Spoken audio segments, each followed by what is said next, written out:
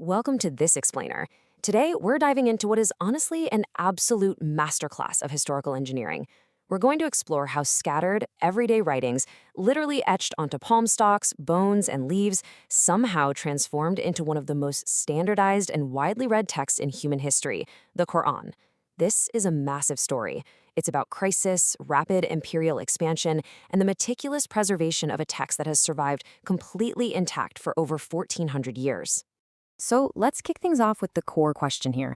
How exactly does an expanding empire, one that was facing massive internal crises and rapidly absorbing diverse, non-Arabic speaking populations, manage to engineer a single unified text? And we're not just talking about piecing together written fragments. We're talking about extracting it from the very memories of fallen soldiers. It's an incredibly fascinating logistical and linguistic puzzle. Here's our roadmap for today. We'll cover 1. The first compilation. 2. Uthman standardizes the text. 3. Features of Uthman's codex. 4. The evolution of script. 5. The Shia perspective. And finally, 6. Tracing the surviving manuscripts. Let's get right into it. Section 1. The first compilation. The crisis of Yamama. Okay, so our timeline actually starts right during the era of Prophet Muhammad. Initially, verses weren't bound together in a single book at all. They were jotted down by scribes on whatever materials were lying around. Aspen, palm stalks, thin white stones, even pieces of wood. But two very distinct crises forced a massive shift in how this information was stored. The whole compilation story really boils down to two very different motivations. The first caliph, Abu Bakr, faced a desperate crisis of preservation. But a few decades later, the third caliph, Uthman, faced a totally different crisis: disunity. Let's zoom in on Abu Bakr's preservation crisis first. The ultimate catalyst here was the Battle of Yamama. During this conflict, a huge number of early Muslims, men who had flawlessly memorized the entire Quran, were killed in combat. So Umar ibn al-Khattab goes to Caliph Abu Bakr with a pretty terrifying warning. If more of these human hard drives die off, the text literally dies with them. Taking this to heart, Abu Bakr appoints a brilliant young scribe named Zayd ibn Thabit to essentially track down every single written fragment and cross-reference it with the memories of living men. It was a massive undertaking. In fact, Zayd famously said that if they had asked him to move an actual mountain, it would have been lighter than this task. Section 2. Uthman standardizes the text. A crisis of disunity. Fast forward a bit to the reign of the third caliph, Uthman. The Islamic Empire has expanded at this point, stretching all the way into Armenia and Azerbaijan. But this rapid growth created a brand new, highly volatile crisis on the front lines. Soldiers from different regions, specifically guys from Iraq and the Levant, were bitterly clashing over how to correctly recite the verses. Now, to understand why, you need to know about a concept called ahruf. Historically, the Quran was revealed in 7 original dialects, or ahruf, to accommodate the different tribes of the Arabian Peninsula. But as non-native speakers and new converts flooded into the military, these perfectly acceptable variations became a source of fierce, toxic division. Soldiers were literally calling each other's readings blasphemy right there on the battlefield. Things on the battlefront were deteriorating rapidly. A commander named Hudayfa ibn al-Yaman witnessed these disputes firsthand, and when he got back, he delivered a super dramatic plea to Caliph Uthman, saying, "Save this nation before they differ in the book by the difference between the Jews and Christians." The stakes here couldn't be higher. The religious unity of the entire sprawling empire was practically fracturing over pronunciation. So Uthman has to act fast, and he engineers a strict, ruthless, but undeniably effective standardization process.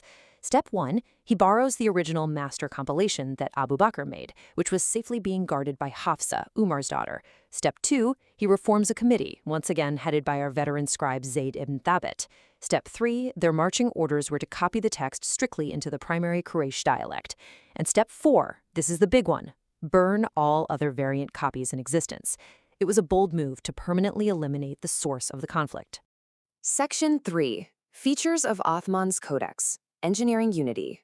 You have to realize that this master text the committee produced wasn't just a simple copy. It was a highly engineered document designed from the ground up to prevent future division. It achieved this unity by completely stripping away those other 6 dialects. The verses and chapters were officially locked into the exact sequence they're known by today. But perhaps the most fascinating feature of all, it was written entirely without dots or vowel marks.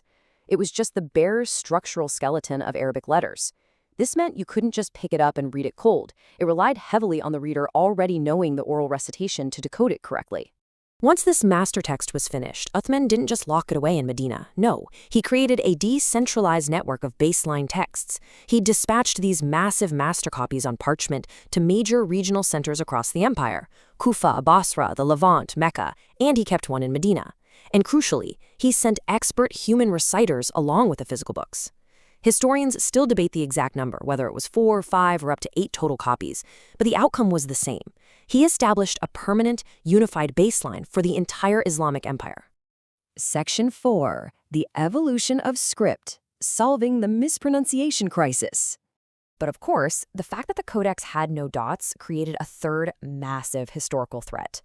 As the empire kept expanding and swallowing up non-Arabic-speaking nations, people who didn't speak Arabic natively would look at these bare letters and start completely mispronouncing the words, which altered the meanings entirely. So, to actually save the oral tradition, the written script itself had to evolve. Look at the timeline.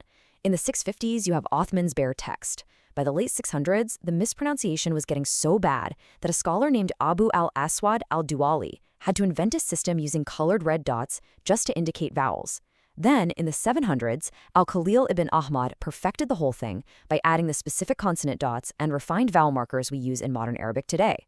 The underlying text didn't change at all, but its visual interface got a major upgrade to prevent user error. Section 5. The Shia Perspective, Ali ibn Abi Talib's Compilation.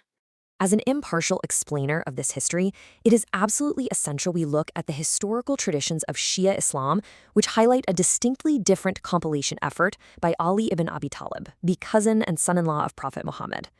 According to Shiite historical tradition, immediately after the Prophet's passing, Ali isolated himself, swearing he wouldn't even put on his outer garment until he had compiled the entire Qur'an. What made Ali's codex unique was its structure.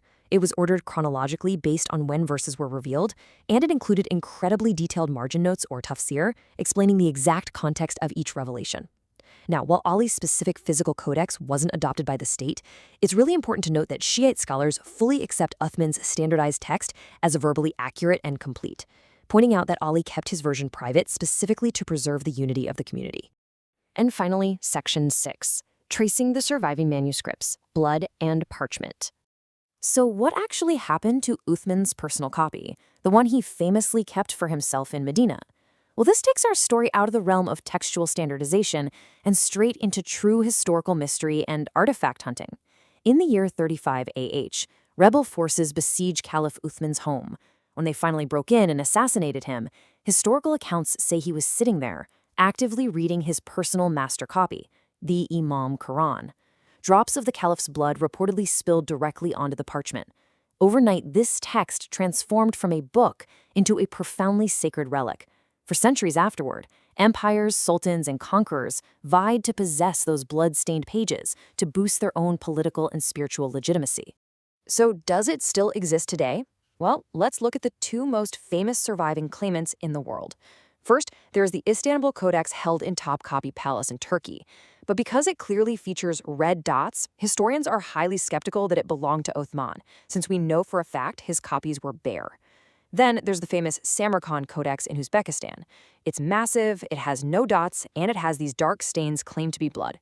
Sounds perfect, right? Well, art historians debate it. They argue its specific Kufic calligraphy style suggests it might have actually been written a century or two later. So the jury is still kind of out on both. 1923. That is the exact year the massive Samarkand Quran was finally repatriated to Tashkent, Uzbekistan.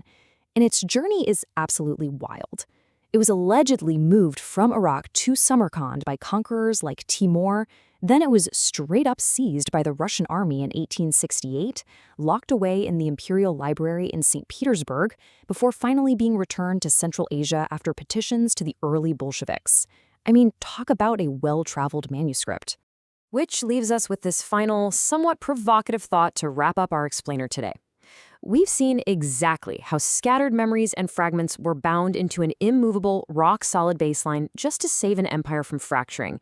But when you consider the deeply intertwined history, the myth, and the sheer human willpower involved in preserving these manuscripts, we really have to ask ourselves, how much of our global history is defined not just by what we so painstakingly preserve and unify, but by the variants we actively choose to erase and let go. Definitely something to think about next time you look at any standardized text. Thank you so much for joining me on this explainer, and keep learning.